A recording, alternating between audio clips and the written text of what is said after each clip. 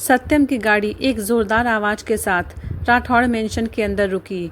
वो गाड़ी से बाहर निकला और तेज कदमों के साथ अंदर की तरफ भागा। पूरे रास्ते वो बस बेचैनी से गाड़ी चलाते आ रहा था। उसने अविनाश जी को फ़ोन करके पूछा भी था कि क्या हुआ है, पर उन्होंने बस इतना ही कहा और फ़ोन रख दिया कि तुम जल्दी से घर आ जाओ। सत्यम ने नव्या को भी फ़ोन लगाया, पर उसने फ़ोन नहीं उठाया। उसका दिल किसी अनहोनी के डर में था। वो जल्दी ही अपने रूम की तरफ भागा। अंदर जाकर उसने देखा कि नव्या बेड पर बेजान से लेटी हुई है। उसके हाथ पर पट्टी बंधी है और एक हाथ में ड्रिप लगी हुई है।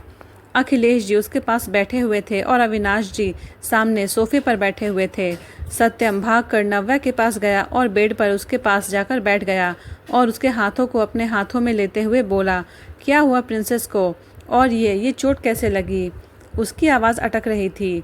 अपनी जान को ऐसे देखकर उसके दिल में एक दर्द सा महसूस हो रहा था।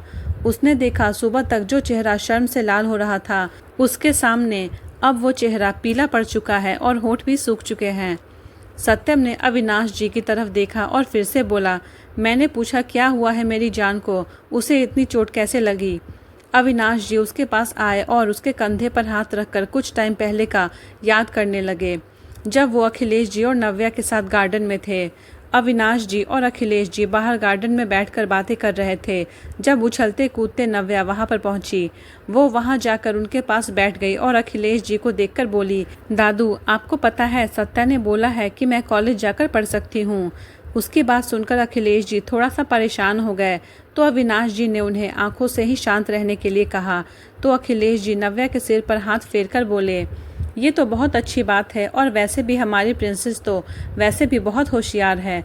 हमें पता है जैसे आप बिना स्कूल जाए टॉप करती हैं, अब तो आप कॉलेज जाकर पढ़ेंगी तो यहाँ भी टॉप ही करेंगी। उनकी बात सुनकर नव्या खुश हो गई और उठकर दूसरी तरफ चली गई। यहाँ फूलों पर तितलियां मंडरा रही थी। अविनाश जी ने अखिलेश जी के हाथ पर हाथ रखा और बोले, फिक्र मत कर अखी, अगर सत्यम ने कहा है तो ज़रूर उसने उसकी सिक्योरिटी के बारे में भी कुछ सोचा होगा। अखिलेश जी ने उनकी बात सुनी और नव्या को देखते हुए बोले, मुझे सत्यम पर पूरा भरोसा है, पर क्या करूं, उसकी फिक्र होती है। तुझे पता है ना, वो बस एक मौका चाहता है नव्या को नुकसान पहुंचाने का। अविनाश जी, जानता हूं, पर तू फिक्र मत कर। वो दोनों आपस में बातें कर रहे थे, तभी नव्या जो उन तितलियों को पकड़ने की कोशिश कर रही थी, वो उन्हें पकड़ने के लिए एक बेंच पर चढ़ गई, पर उसका पैर फिसला और वो नीचे गिर गई, जिससे उसका सिर वहां रखे एक पत्थर पर लगा और वो बेहोश हो गई। उसकी चीख सुनकर अविनाश जी और अखिलेश जी वहां पर पहुंचे। उसके सिर से खून निकलता देखकर घबरा गए। फिर दोनों उसे अंदर लेकर गए और सत्यम के कमरे में चले गए। अविनाश जी ने डॉक्टर को फ़ोन कर बुला लिया और नव्या का इलाज करवाया। उसके माथे पर चोट आई थी। पत्थर लगने की वजह से उसे वहां 2 टाँके भी लगाए गए। अविनाश जी ने सत्यम को फ़ोन किया, पर उसने फ़ोन साइलेंट होने की वजह से नहीं उठाया और राहुल का भी फ़ोन नहीं लगा। ये बोलकर अविनाश जी शांत हो गए और सत्यम को देखने लगे, जो एकटक नव्या को देख रहा था। सत्यम के चेहरे पर इस समय उन्हें दर्द दिखाई दे रहा था, जो अपनी जान को तकलीफ में देखकर उसके चेहरे पर आया था। राहुल भी सत्यम के पीछे पीछे ही वहां आ चुका था और उसने सब सुन लिया था। अविनाश जी ने सत्यम के कंधे को धीरे से थपथपाया और बोले, फिक्र मत कर, वो ठीक है, बस इंजेक्शन की वजह से बेहोश हो गई है, कुछ टाइम में उसे होश आ जाएगा। सत्यम ने नव्या को देखते हुए हाँ में गर्दन हिलाई, तो अविनाश जी, अखिलेश जी और राहुल के साथ वहां से चले गए। उनके जाने के बाद सत्यम ने दरवाज़ा बंद किया और कोट निकाल कर नव्या के पास ही लेट गया और उसे अपनी बाहों में भर लिया। अब तक जो उसने खुद को संभाल रखा था, अब उसका सब्र टूट गया था और उसकी आंखों से आंसू बह निकले।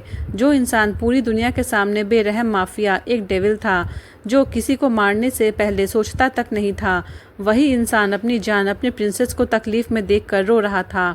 सत्यम को बिल्कुल भी बर्दाश्त नहीं था कि नव्या को एक खरोच भी आए, पर यहाँ तो उसकी जान को इतनी चोट आई है, यहाँ तक कि उसे टाँके भी लगाए गए हैं। वो कैसे बर्दाश्त कर लेता? नव्या के मामले में वो बेरहम माफिया बहुत सेंसिटिव था। सत्यम की आंखों से आंसू निकले। जब नव्या के चेहरे पर गिरे तो उसकी आंखें खुलने लगी। इसी के साथ उसके सिर में एक तेज दर्द हुआ और उसके मुंह से आह निकल गई। नव्या की आह सुनकर सत्यम ने उसकी तरफ देखा तो नव्या आंखें बंद किए दर्द को सहने की कोशिश कर रही थी। सत्यम उठकर उसके पास गया और उसके गाल को बड़े प्यार से सहलाते हुए बोला, प्रिंसेस, ज़्यादा दर्द तो नहीं हो रहा ना? रुको, मैं डॉक्टर को फ़ोन करता हूँ।